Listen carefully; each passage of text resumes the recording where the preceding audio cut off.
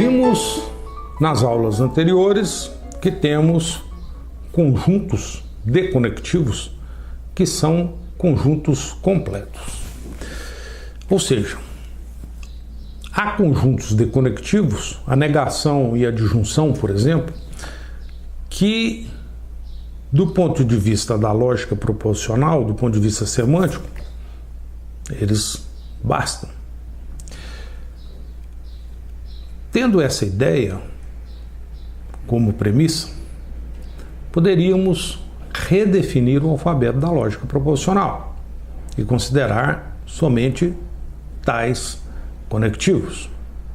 Ou seja, teríamos um alfabeto na forma simplificada, como se segue. Consideramos aqui uma nova definição do alfabeto da lógica proposicional. Um alfabeto constituído por símbolos de pontuação, símbolos proposicionais, mas que nesse caso temos apenas dois conectivos, a negação e a disjunção. Podemos definir o alfabeto da lógica proposicional dessa forma porque esse conjunto é um conjunto completo de conectivos. E nesse lugar podemos colocar qualquer conjunto completo de conectivos e definir dessa forma o alfabeto da lógica proposicional. Ou seja, há várias possibilidades de definição para o alfabeto da lógica proposicional. Poderíamos perguntar o seguinte: por que não o fizemos inicialmente dessa forma, considerando apenas esses dois conectivos e não os 5 que consideramos inicialmente? Nós o fizemos dessa forma, considerando todos os 5 conectivos para efeitos didáticos.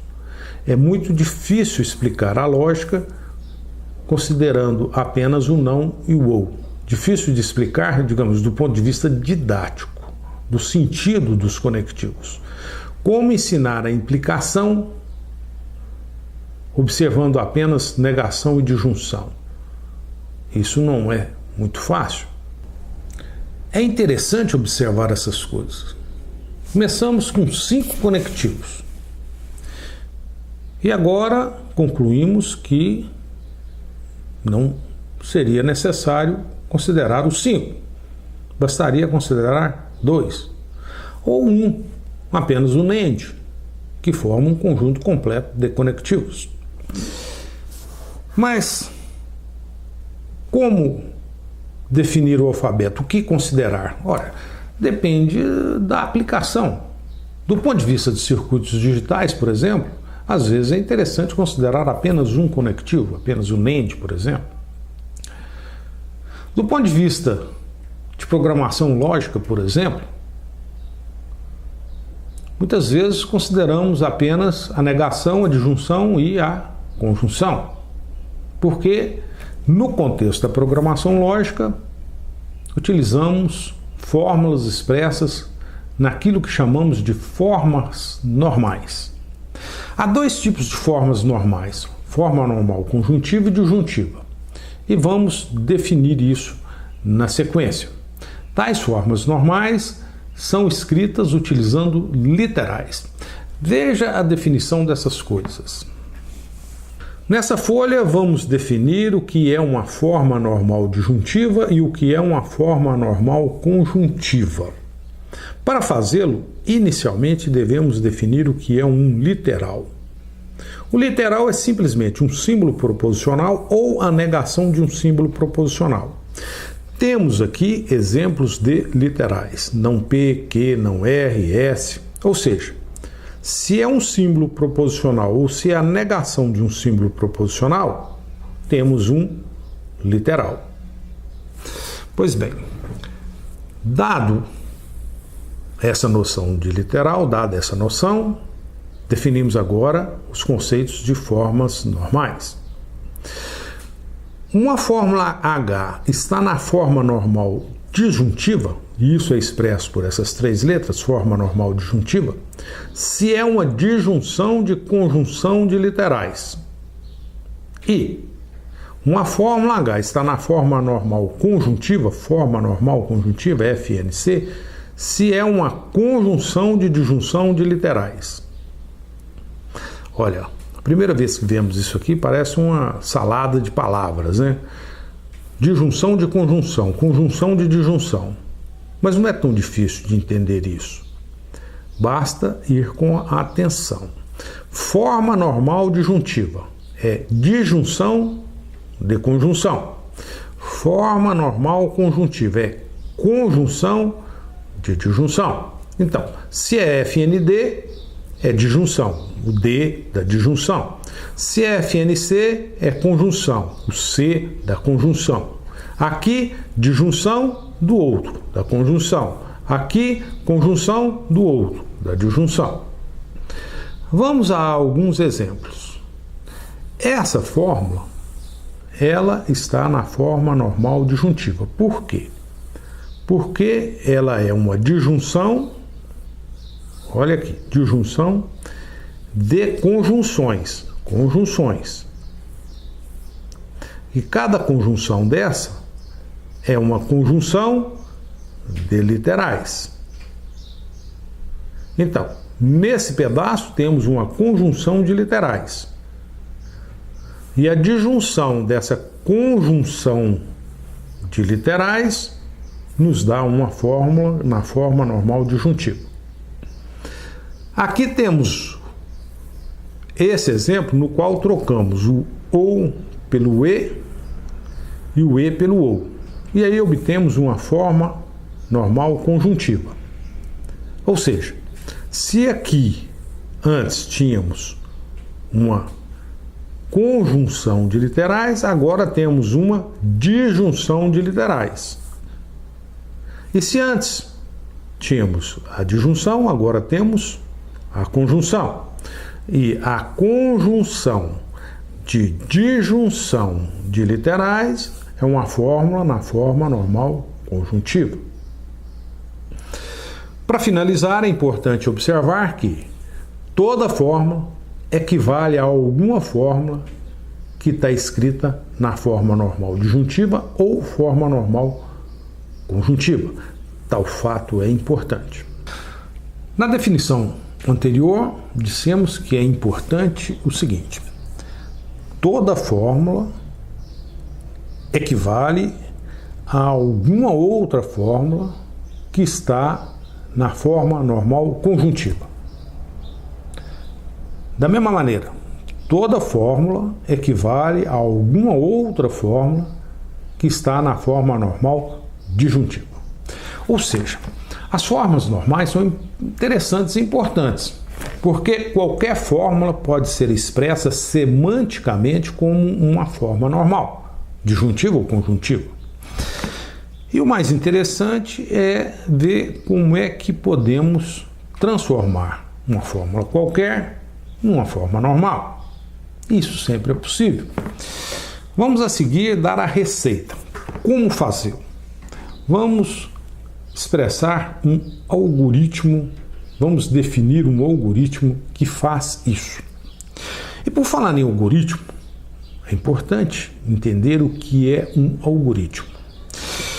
Eu diria o seguinte: o algoritmo é uma receita de bolo. Na receita de bolo temos os passos, cada passo é uma coisa simples, nos diz para fazer algo bem claro, bem simples, é um procedimento direto, e a receita é constituída por um conjunto desses procedimentos simples e diretos, digamos. Não há dúvida no que fazer em cada passo. Então, o que vamos fazer a seguir é definir um algoritmo, ou seja, uma sequência de procedimentos pelos quais, a partir de uma fórmula qualquer, obtemos uma forma normal equivalente a essa fórmula. Veja como é esse algoritmo. Considere a fórmula. P implica Q e R. Vamos definir um conjunto de procedimentos que, a partir dessa fórmula, é possível obter formas normais equivalentes a ela. Ou seja, vamos obter, a partir dessa fórmula, usando uma sequência de procedimentos, uma forma normal conjuntiva, que é essa, que equivale a essa forma. E, igualmente, vamos obter uma forma normal disjuntiva, que é igualmente equivalente a ela. Ou seja, dado uma fórmula, e pode ser uma fórmula qualquer, estamos considerando aqui um exemplo particular. Dada uma fórmula, temos procedimentos efetivos que, sendo utilizados, é possível obter formas normais equivalentes a essa forma. Vamos considerar, de início, como obter a forma normal disjuntiva a partir dessa fórmula. E essa forma normal disjuntiva é equivalente a essa fórmula. Inicialmente, para fazê-lo, consideramos nessa tabela as linhas nas quais aparecem o símbolo T. Então, preste atenção no que está escrito em vermelho. Temos a primeira linha, temos mais uma linha aqui e outra linha aqui. São 3 linhas nas quais aparecem o símbolo T. O que tais linhas dizem? Essas linhas nos dizem mais ou menos o seguinte: para que apareça T aqui, é necessário que se tenha P verdadeiro e Q verdadeiro e R verdadeiro. Ou seja, T aqui, em outras palavras, para que esse T ocorra, é necessário que se tenha P e Q e R. E para que esse T ocorra aqui, é necessário que se tenha P falso e Q verdadeiro e R verdadeiro. Olha, em outras palavras, vamos escrever isso dessa forma. Para que se tenha T aqui, é necessário que se tenha não P, por quê? Devemos ter P falso. E Q, por quê? Porque o Q deve ser verdadeiro. E R, porque o R deve ser verdadeiro. Ou seja, para que se tenha T aqui, é necessário que se tenha não P e Q e R. Nessa linha, temos 2 falsos. Por isso, aparecem aqui não P e não Q. Ou seja, para que se tenha T aqui, é necessário que se tenha não P e não Q e R. Mas, então, essa forma, para que ela seja verdadeira, ela é verdadeira nessa linha, ou nessa, ou nessa. E isso é expresso por essa fórmula. Ou seja, essa fórmula é verdadeira na primeira linha, que é expressa por essa conjunção, ou nessa linha aqui, que é expressa por essa conjunção, ou nessa linha, que é expressa por essa conjunção. Então, o que estamos fazendo? Estamos parafraseando essa tabela. Definindo procedimentos de leitura para essa tabela, pelos quais obtemos, a partir dessa fórmula, uma outra equivalente que está na forma normal disjuntiva.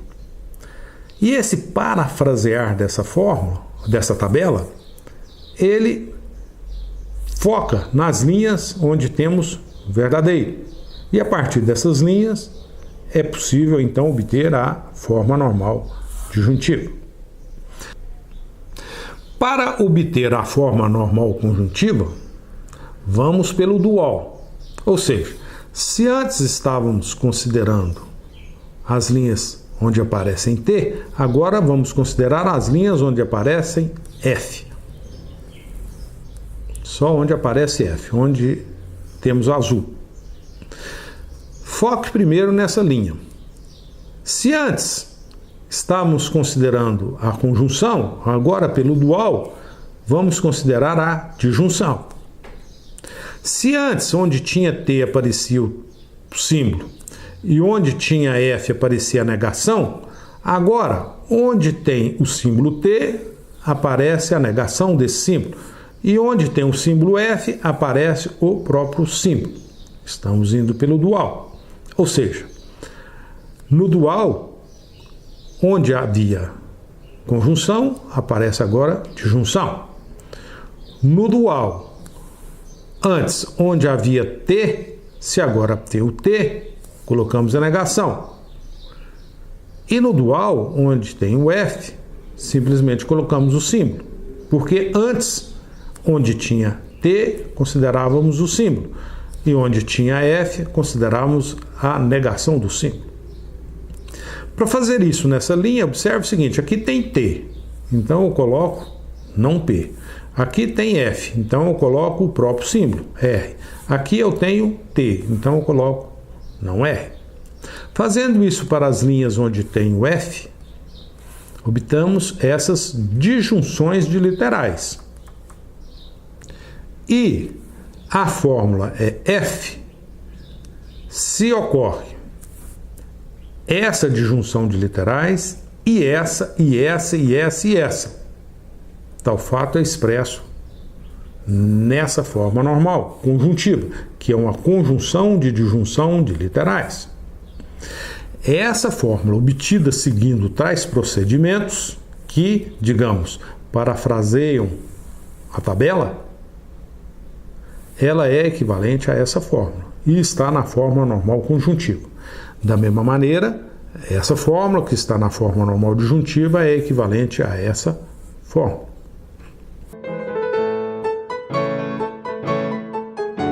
Para finalizar, se H é uma tautologia ou uma contradição, como deve ser o algoritmo que acabamos de apresentar? Ou seja, se colocamos aqui uma contradição ou uma tautologia, como obter as formas normais conjuntiva e disjuntiva? Essa é uma questão interessante. Pense a respeito dessa questão. Apresentamos um algoritmo que, a partir de uma fórmula qualquer da lógica proposicional, seguindo os passos desse algoritmo, é possível obter as formas normais equivalentes. Observem que, na lógica proposicional, as fórmulas podem ser expressas por outras fórmulas equivalentes, e essas outras fórmulas podem ser formas normais ou fórmulas que contêm apenas conectivos de algum conjunto completo de conectivos. Como, então, expressar as fórmulas da lógica proposicional? Qual a melhor maneira? Olha, tudo depende da aplicação. Por exemplo, em circuitos digitais, pode ser conveniente utilizar apenas um conectivo. Mas, em programação e lógica, no contexto da ciência da computação, da programação, muitas vezes utilizamos formas normais. Isso significa o seguinte, que tudo depende da aplicação. E significa também o seguinte, há várias maneiras de expressar a mesma coisa. E todas essas formas de expressão das fórmulas são equivalentes entre si e tal equivalência é uma equivalência semântica.